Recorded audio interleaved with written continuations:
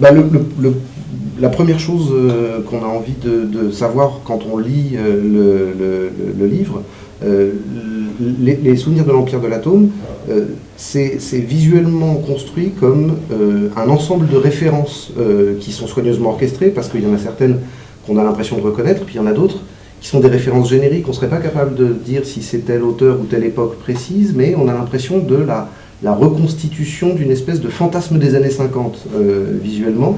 Comment est-ce qu'on parvient à homogénéiser toutes ces références visuelles, puisqu'il y a aussi des inclusions de couverture de revues, un travail sur le design, parfois aussi une vraie polygraphie qui fait qu'on imite des styles qui rappellent Buck Rogers ou des bandes dessinées anciennes. Comment est-ce qu'on fait pour arriver à ce lissage-là, et puis par où on passe pour arriver à cette maîtrise graphique-là, dans la formation même? Disons que ça a été un gros travail de documentation qui a été en grande partie fourni par Thierry. Un mixage de films, d'illustrateurs et ainsi de suite qui ont été... alors la technique que je pourrais pas dire comment on peut arriver à synthétiser tout ça. Il y a certains illustrateurs qui avaient déjà un petit peu immiscé ce genre de fusion d'univers. Mais justement, je voulais pas m'approcher de ces gens-là. C'était un petit peu se mettre en porte-à-faux et de proposer vraiment un référencement aux gens qui avaient inspiré les gens tous ces gens-là. Donc ça a été beaucoup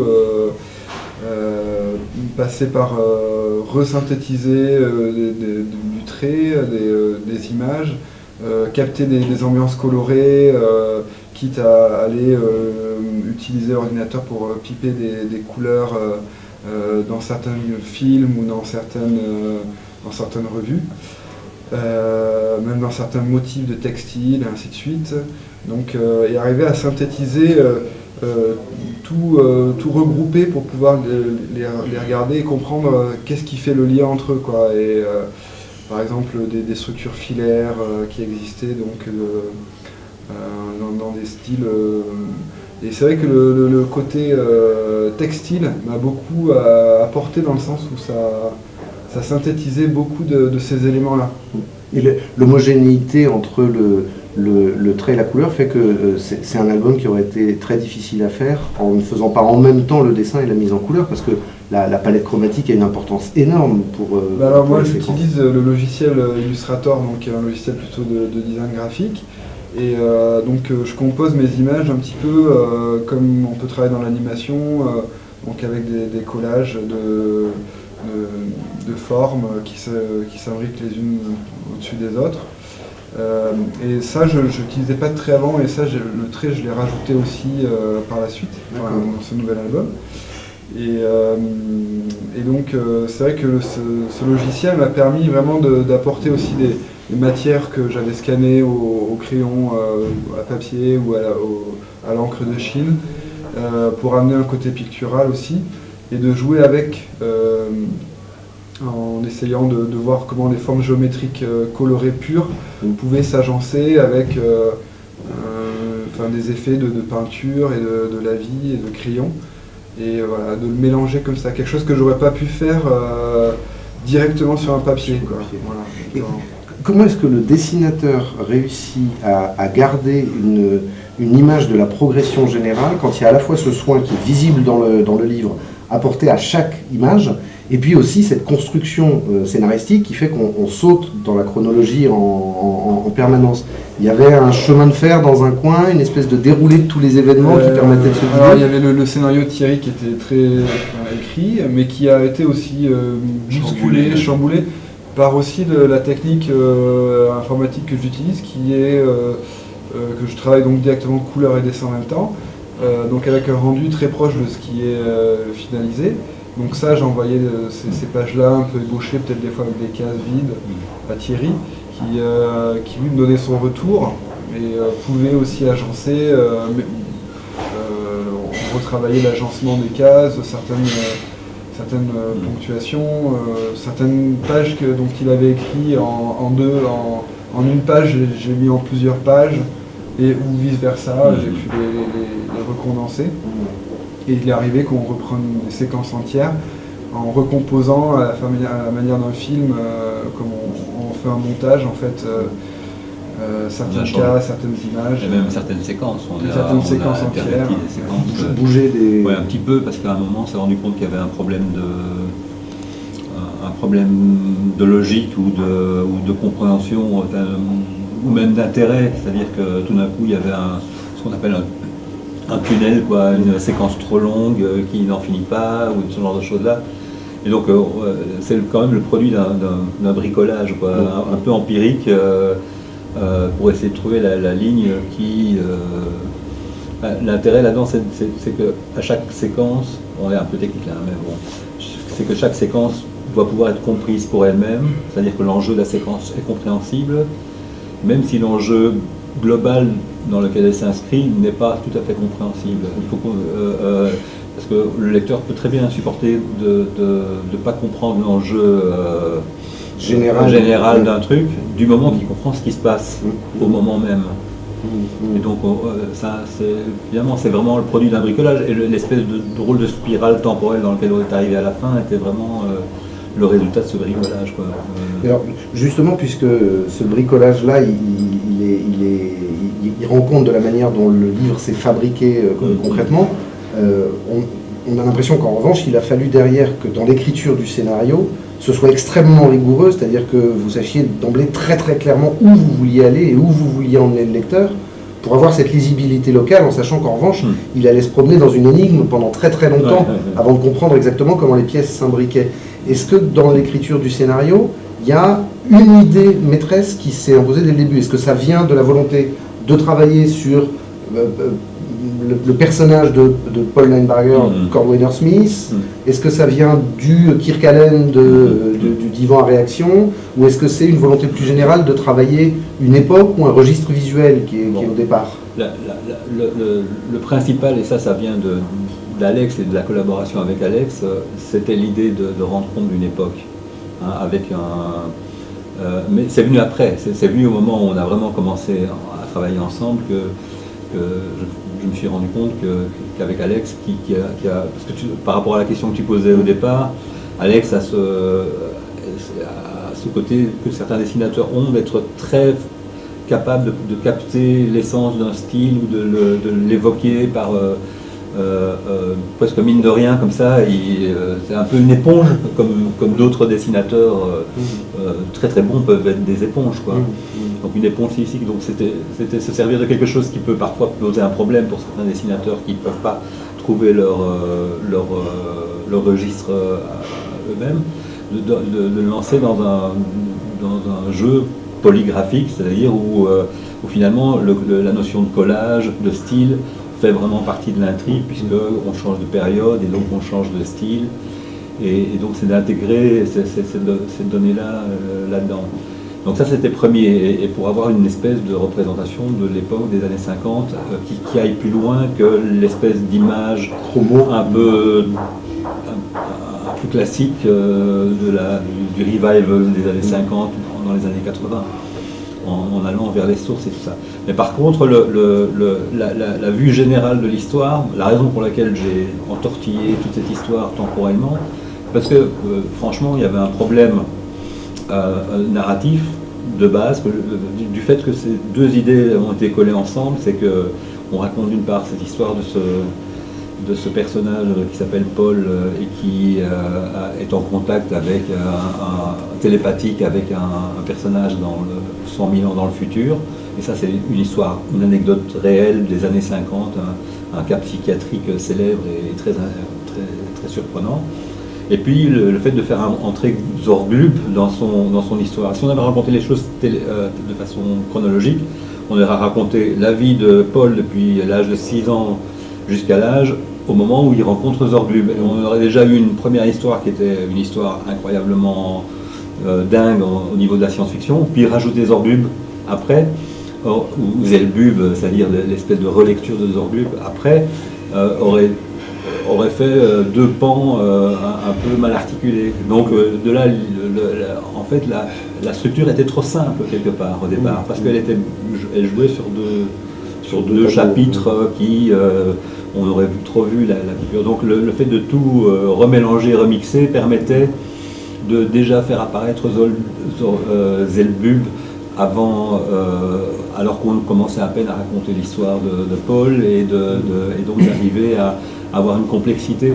Et ça c'est un peu l'idée, c'est que la complexité dans un scénario, il faut la construire sur la simplicité. Ça a l'air un peu idiot, mais c'est-à-dire qu'à partir de lignes très simples de récits, si on les mélange et on les superpose et on les entrecroise, parce qu'elles sont très simples, le lecteur peut très bien suivre ce qui se passe.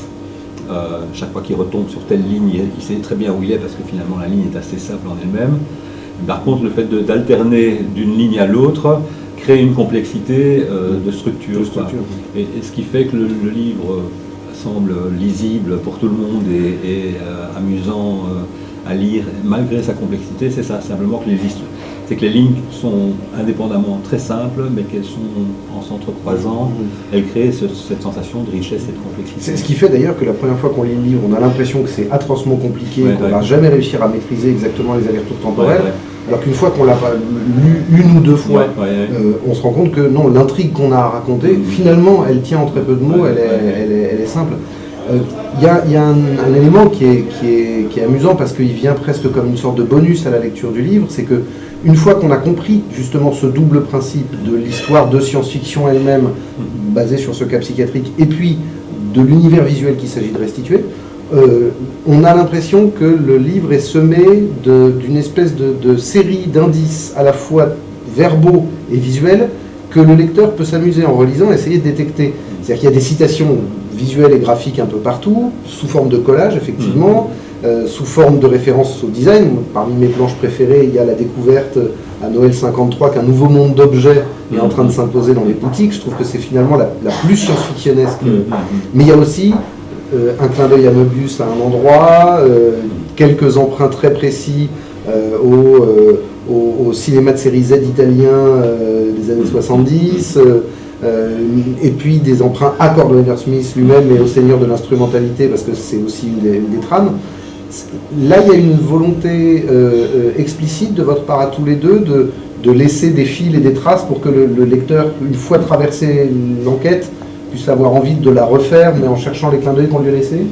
Ça, c'est le résultat. C'est-à-dire on arrive à ce plaisir-là, mais en fait, c'est que toute l'histoire elle est produite d'une espèce de recherche qui est mi-théorique, mi-fictive de ma part, parce que j'ai tendance à mélanger la fiction et la théorie de façon un peu indissociable. Et quelque part, c'est comme ça que mon cerveau fonctionne. Si je peux me permettre, c'est-à-dire que dans la lecture du Zorglub de Franquin, vue à travers les textes de Raymond Lewis sur le design ou de Vance Packard sur la publicité ou d'autres encore, m'a amené à une espèce d'interprétation de Zorglub comme étant l'émanation du design et de la pensée de la publicité des années 50, vue à travers un type comme Franquin, qui avait l'intuition que derrière ces objets, ces designs, il devait y avoir une espèce de fantôme ou d'entité. Les Zorglub, c'est cette identité, c'est une matérialisation. Et donc, quelque part, il y a presque une idée théorique, une thèse théorique que j'aurais pu développer sous forme d'un article d'ailleurs, etc. Mais pour moi, tellement mêlé à mon imaginaire personnel et à mon rapport à cette époque et à cette fiction et cet amour pour la SF et pour l'intérêt aussi du développement de la SF dans le XXe siècle, que finalement le meilleur moyen de le faire c'était de le raconter sous forme de narratif. Alors, il y a une remarque sur ce que tu viens de dire, c'est que ça marche extrêmement bien, c'est-à-dire que le livre est un objet doublement hybride d'une certaine manière, c'est-à-dire que sachant ce que tu pensais de ces choses-là, déjà au moins en partie, je trouve que c'est extraordinaire de faire une histoire de science-fiction qui en même temps peut se lire comme une thèse sur ce que c'est que l'invention d'un style, ce que c'est qu'un dialecte visuel et à quoi ça sert et ce que ça permet de faire. Et puis visuellement, il y a exactement l'exact analogue, puisque c'est un dessin narratif, mais qui en même temps passe son temps à incorporer des éléments de graphisme statique, de design, qui n'a pas du tout pour but d'être pris dans la séquentialité habituelle de la bande dessinée. Je trouve que ces deux hybridations-là, la narration fictionnelle et la thèse, et le design graphique et la narration visuelle, fonctionnent en écho très bien. Alors du coup, j'ai une question qui s'adresse à tous les deux. On a l'impression qu'il faut, en amont de votre travail, une énorme bibliothèque de science-fiction de l'âge d'or, une énorme connaissance du design graphique des années 30 à 60, un goût colossal pour les maquettes et les affiches de publicité de cette époque-là, etc., etc. Est-ce que c'est une culture partagée? Est-ce que vous avez amené chacun la vôtre? Qu'est-ce qui vous a amené à travailler ensemble à partir de ces imaginaires-là? En fait, je pense que non. Enfin, le lecteur a pas. Enfin, nous, ce qu'on a essayé de faire justement, c'est de ne pas brouiller le lecteur en essayant de brouiller les pistes dans cet endroit. On voulait justement que les gens puissent lire ce livre de façon naïve, entre guillemets, quitte à donner envie de voir et d'aller se plonger dans certaines de ces choses-là, mais justement de ne pas les prendre pour des idiots en citant des trucs et des machins, mais justement en ayant une histoire d'un personnage assez psychologique, avec du sentiment, avec des petits piquants d'amour ou de sexualité, de sensualité, un petit peu d'aventure aussi. Voilà, donc ça, c'était le but était de toucher un peu tout type de lectorat. Ceux qui ont envie d'aller voir plus loin peuvent aller picorer. Et ceux qui peuvent le lire en voyant une histoire, une sorte de science-fiction un peu rigolote avec différents types de personnages et un personnage auquel on s'attache, peuvent le lire aussi de cette façon-là, quoi. C'est un défi assez quand même dur à relever, quoi, qu'on a essayé de faire au mieux, mais alors ce qui nous a mis un peu en rapport, c'est là où on s'est dit qu'on pouvait fonctionner ensemble, c'est que donc il y avait cet aspect un petit peu éponge d'Alex par rapport au style, et donc en fait une hypersensibilité au style en tant que dessinateur, une façon de capter, de styliser les styles, c'est-à-dire les simplifier encore plus et de repérer ce qui est caractéristique. Et ça, j'avais repéré vraiment dans ses premiers boulots, son jazz club, qui est une super petite histoire qui se passe dans les années 50-60 autour du jazz.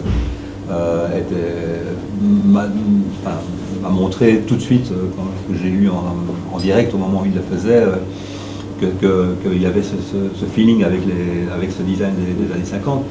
Et après, si tu veux,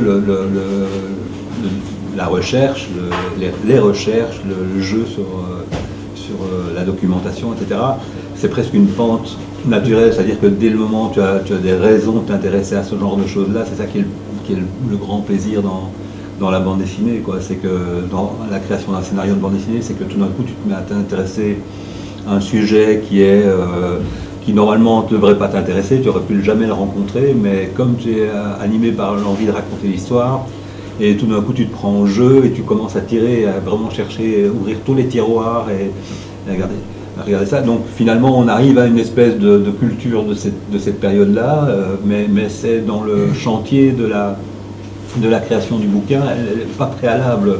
Tu vois ce que je veux dire? Il y a quelques pistes préalables, évidemment sinon on n'irait pas vers là, mais c'est le projet lui-même qui est l'incubateur, qui est le moteur de la recherche. J'étais aussi dans mon premier album, dont tu parles, Jazz Club, donc en fait on peut dire que tu étais mon professeur au Beaux-Arts d'Angoulême, où j'étais étudiant, et que je publiais donc cette histoire Jazz Club sur le site Cocorico World. Donc tu étais des animateurs. Et c'est vrai que à ce moment-là, j'étais dans cette esthétique années 50, mais sans connaître les tenants et les aboutissants de l'univers. Et donc quand on m'a proposé ce projet aussi, c'était vraiment l'occasion d'aller explorer, et d'aller vraiment au fond des choses, aller chercher les sources d'inspiration de ce style un peu vague en fait, mais qui a des sources très précises d'illustrateurs. D'où la référence à Charlie Harper. Jim Flora, Sasek. Et puis là-dessus aussi, si tu veux, il y avait des feelings d'enfance, c'est-à-dire dans mon boulot, ce qui me pousse là-dedans, c'est des bribes d'enfance et de vie. et des sensations, par exemple, je suis né en 54, donc je me souviens très bien que vers l'âge de 6, 7 ans, 8 ans, donc vers 62, 63, il y a eu des nouveaux coloris dans les plastiques, par exemple, tu vois, et tu avais des plastiques qui étaient colorés. Faut savoir ça, c'est que le spectre de la couleur et la palette de couleurs d'une époque, elle évolue de façon insensible, mais pour un gosse qui tout d'un coup voit apparaître des indigos brillants, des oranges étranges dans des fils de couleurs plastiques, tout d'un coup, je me souviens moi de l'émotion plastique de ces rencontres-là, et j'ai essayé, ce boulot de proche en proche m'a amené à faire une espèce de jeu de réminiscence, de sensations, sur des aspects de design, d'architecture, de bagnole. Et le flash, par exemple, un de mes premiers souvenirs d'enfance, si pas mon premier souvenir véritable d'enfance, j'avais 4 ans, c'est l'expo de 58. Et cette architecture internationale issue du Bauhaus m'a toujours mis dans une espèce de transe que je retrouvais en lisant Zorglub, etc., les grandes baies vitrées, les espaces, certaines courbes, etc., m'ont toujours mis dans cette espèce d'ambiance, quoi. Mais ce qui est très intéressant et que je trouve très réussi plastiquement dans le livre, c'est que quand on commence à travailler sur ces références-là visuellement et en bande dessinée, ça va très très vite de commencer à susciter des images qui vont faire un petit peu penser à du Clair, à du Chaland, à du Cornillon. Et là, en fait, on se rend compte qu'on les traverse tout de suite. C'est ce que je disais tout à l'heure, c'était remonter en deçà à leur propre source. Voilà, c'était le but de ne pas rentrer dans toute cette vague-là qu'il a explorée de façon vraiment merveilleusement bien, quoi. Et de ne pas repartir sur leurs traces, mais d'aller en amont, quoi. Et de prendre au sérieux cette époque, parce que de prendre les enjeux de cette époque au sérieux, là où Chaland et les autres, de façon hyper brillante évidemment, avaient un regard, une nostalgie un peu satirique d'eux-mêmes, une autodérision sur leur amour qu'ils n'arrivaient pas nécessairement à comprendre. Alors que, parce qu'il y a fondamentalement une ambivalence dans cette époque. Il y a quelque chose qui est un mélange de séduction absolue en termes de forme et en même temps un mélange de danger idéologique très très fort. Et eux, on saisit cette ambivalence sur le mode de pourquoi je m'intéresse à ça, je suis con, et je raconte l'histoire satirique de ma propre connerie, d'aimer ça avec le brio qu'on connaît chez Chaland. À la limite, on prend cette ambivalence et cette contradiction au sérieux et on les étudie à travers d'autres références plus textuelles. D'où Barthes, par exemple, la mythologie de Barthes, les textes sur la déesse et le texte sur le jet, le pilote de jet, sont des références majeures. Et on dirait, et d'ailleurs c'est incroyable de voir à quel point Franquin et Greg, parce que Greg était quand même très très présent dans l'écriture du scénario, ont l'air d'avoir lu ces textes-là en faisant Zorglub, parce que tu as la déesse, tu as les pilotes de jet, et l'idée que ce design est basé sur la bulle, déjà Zorglub c'est grosse bulle à l'envers, et des bulles, il y en a partout, des bulles brillantes, des bulles qui sortent du cerveau quand les personnages sont frappés par la Zorglonde, etc. Donc il y a une espèce de... Alors c'est peut-être l'air du temps, quoi, qui modèle ce genre d'imagination, mais je pense que les dessinateurs, ça m'a toujours intéressé, ont un autre cerveau que le cerveau des essayistes ou des intellectuels. Ils saisissent l'intelligence des formes et devinent bien quand il y a des trucages, devinent bien quand il y a des mensonges, devinent bien quand il y a des manipulations. Et l'ambivalence de Franquin par rapport à ça se marque dans toutes les séquences où on voit la turbotraction passer comme un bolide sur une route et la forteté du voisin qui se retrouve dans l'arbre. Là, il y a la collision entre deux façons de voir le monde, deux façons de voir les formes, qu'on retrouve dans les livres de Raymond Loewy sur le design industriel. Sur la sortie du rococo et l'entrée dans la streamline. Donc en fait l'idée c'était de traverser des couches de références pour revenir aux origines, mais pour y construire une histoire futuriste. Ce qui est intéressant c'est qu'au fond, la richesse des années 50 et visuellement et narrativement, c'est que c'est l'endroit où il faut retourner dans le passé pour pouvoir réaccéder à une forme de futur qu'on a en partie perdu. Ben oui, parce que depuis lors, il y a eu d'autres couches, beaucoup plus noires, de no future, et on est en plein dedans d'ailleurs pour l'instant. Je pense que si on interroge les jeunes gens aujourd'hui sur leur futur, ils auront la même réponse que les jeunes gens au début des années 80, sur l'idée qu'il n'y a pas de futur. Et la science-fiction, c'est quand même un des rares trucs qui permet à la fois de faire état de nos craintes et de nos angoisses par rapport au futur, ce qui est tout à fait légitime et tout à fait important, et en même temps de relancer le moteur à l'espoir, et des idées, de projection et de rêves. Et on voit aussi comment la science-fiction actuelle réinfluence actuellement le design, et on le voit un peu dans certains films, ou même dans un design d'Apple ou des choses comme ça, comment il est en train de se réinfuser un petit peu, moi je trouve, à la manière des années 50. Je sais pas, il faut regarder ça de près, voir ça avec du recul, mais j'ai l'impression que ça se réinfuse un petit peu aussi. Ouais, Apple, j'ai l'impression qu'ils sont plus intéressés par les instruments de chirurgie dentaire que par... j'ai pas l'impression que Apple, on le trouve toujours très bien, moi j'aime beaucoup aussi, mais j'ai l'impression que c'est plutôt clinique que dans l'épuration de la forme. Mais l'interaction entre l'imaginaire, la fiction et le design, c'est tout le XXe siècle qui m'intéresse. Bon.